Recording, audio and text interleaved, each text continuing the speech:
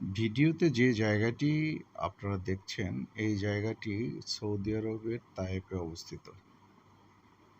আমাদের প্রিয় নবী হজরত মুহাম্মদ সাল্লাল্লাহু আলাইহি সাল্লাম যখন মক্কাতে কাফেরদের অত্যাচারে হিজরত করে তায়েফে অবস্থান করে এবং ইসলাম প্রচার করার জন্য বিভিন্ন মানুষের দ্বারে দ্বারে যায়, তখন তায়েফের কিছু কাফের হজরত মুহাম্মদ সাল্লাল্লাহু আলাইহি সাল্লামের উপর খুবই অত্যাচার করে এবং মেরে তাকে এই আঙুর বাগানে লুকিয়ে রাখে। এই জায়গাটির একদম পাশে একটি মসজিদ আছে। মসজিদটিতে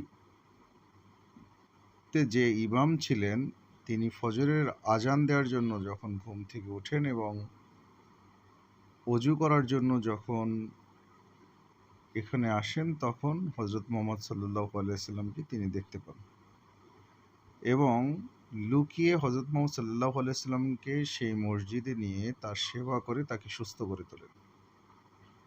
সেই জায়গাটি এখন একটি ঐতিহাসিক প্লেস হিসেবে সৌদি আরবের সরকার এটিকে সংরক্ষণ